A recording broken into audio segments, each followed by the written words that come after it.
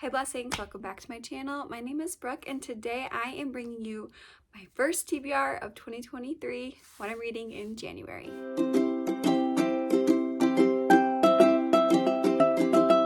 Hey, so I can't believe it's already time to make this video. I think this is my third TBR here on BookTube, which is crazy because I joined in October, so I did one for November, December, and now January. And I feel like my TBRs keep getting a little bit smaller each month just because I'm being a little bit more realistic, and also I'm getting closer to the end of my pregnancy and I'm tired. I'm not reading as much. I'm napping a little bit more. So with that being said, I have my TBR for the No Place Like Home reading challenge that I am hosting this month. I will link the announcement video below. And I'm also going to be participating in Read in the New Year, which is hosted by Oshina at Oshina Gotta Read 'Em All and Lovely Day with Holly. I will link their channels and their announcement videos for their readathon below. Their readathon technically is taking place the first week of January, but I'm going to do it the whole month. I'm not going to be able to accomplish all their prompts in 1 week, but I think I can hit all of their prompts in the entire month of January.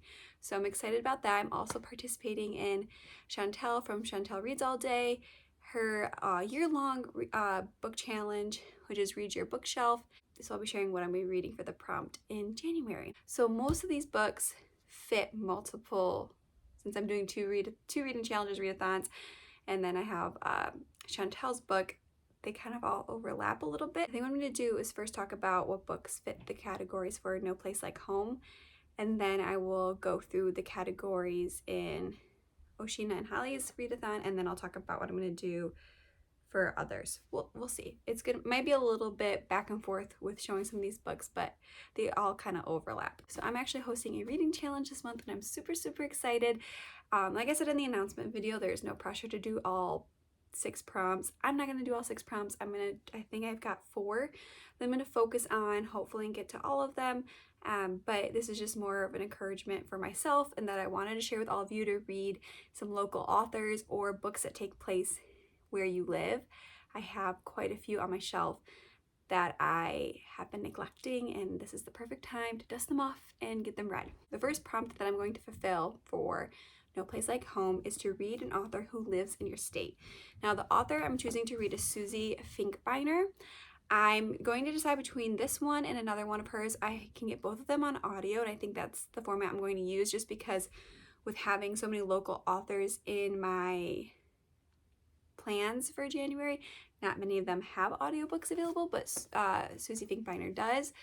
This is called All Manner of Things, and the other one I might read is called Stories That Bind Us.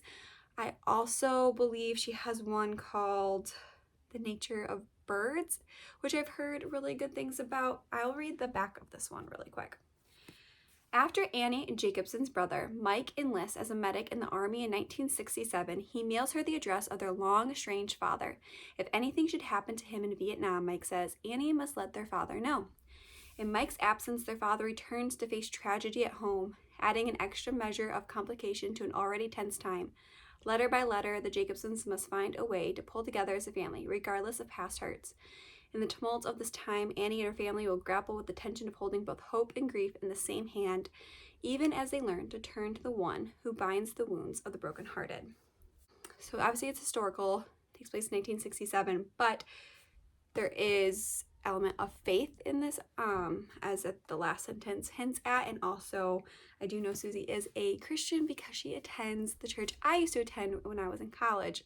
So that was really cool. It's a little bit of a larger church. I don't think I ever met her. I might have come in contact with her at some point, but there's different locations within, I should say she's in Grand Rapids area, Grand Rapids, Michigan, and this also, I believe, takes place in Michigan. But regardless, Susie still lives in Grand Rapids, so any one of her books I pick up will fulfill that prompt. Moving on to a book that takes place in your state. I'm going to use The Essence of Shade. This is by Deborah Jean Miller. I think I got this one at a local thrift store or thrift store by my parents, and I've had it for a while and sounded interesting, but I'll read the back for you. Shade believes her prayers are answered when she meets a Christian man who offers her marriage and a name for her newborn child. But when her husband suddenly dies years later, she uncovers secrets from his past, secrets so profound they derail the lives of both her and her daughter.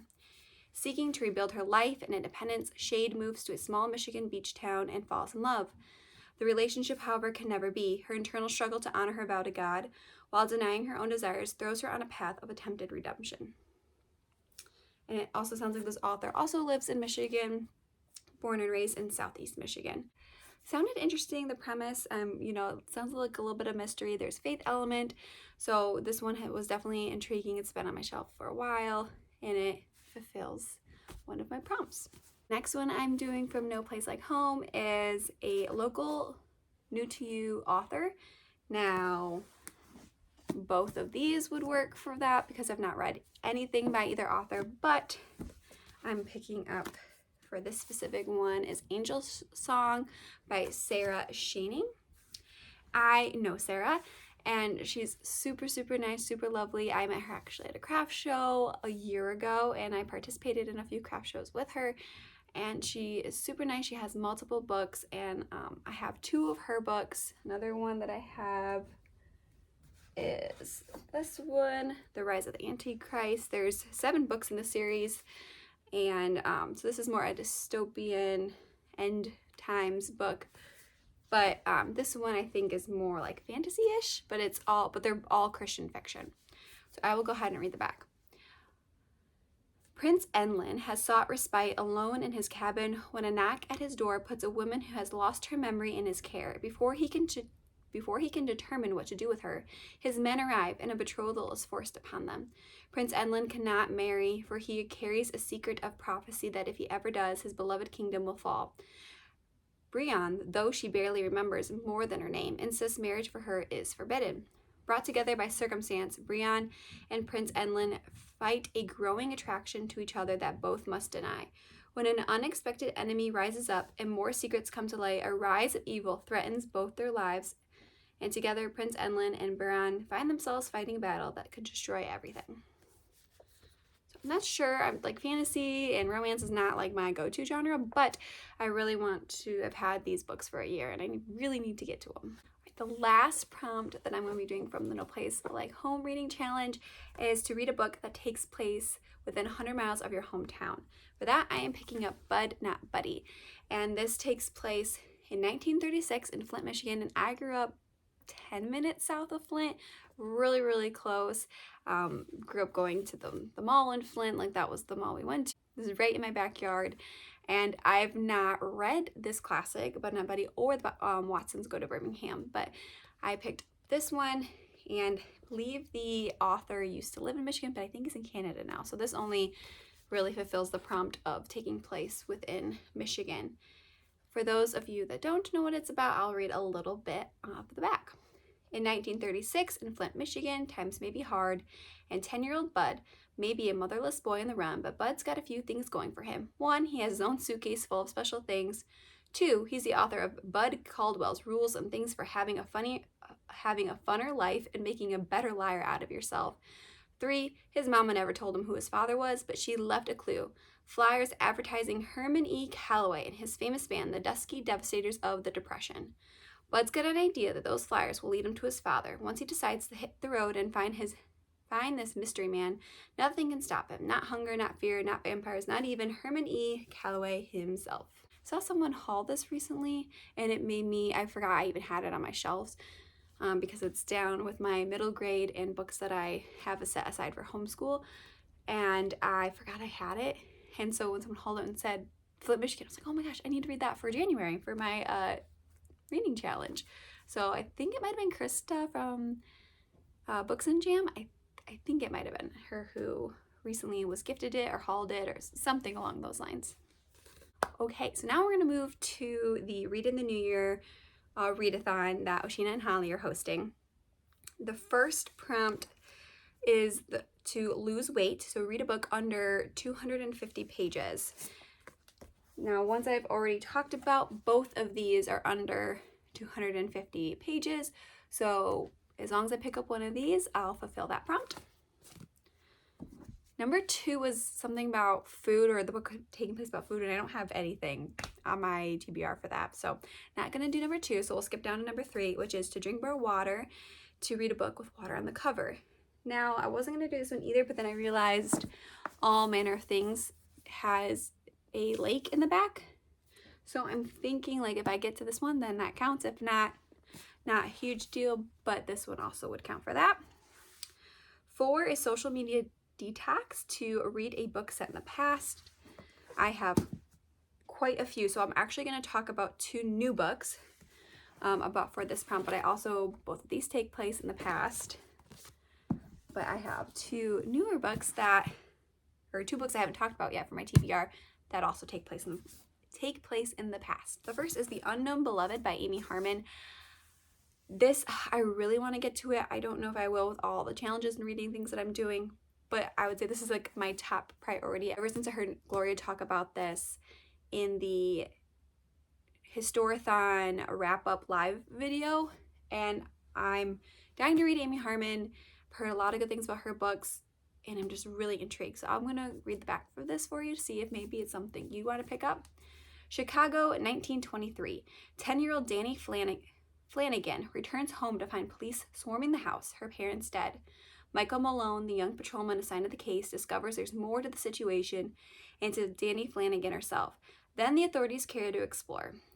Malone is told to shut his mouth, and Danny is sent away to live with her spinster aunts in Cleveland. 15 years later, Michael Malone is summoned to Cleveland to investigate a series of murders that have everyone stumped, including his friend and famed prohibition agent, Elliot Ness, now Cleveland's director of safety. There, in a city caught in the grip of a serial killer, Danny and Malone cross paths once again. Malone is drawn to Danny and her affinity for the dead and compassion for the destitute. It doesn't take long for him to realize that she could help him solve his case. As terror descends on the city and Malone and Danny confront the dark secrets that draw them together, it's a race to find the killer or risk becoming his next victims. I have to pick this up. It's going to get read. I probably will put off other books to read this one. I am so intrigued.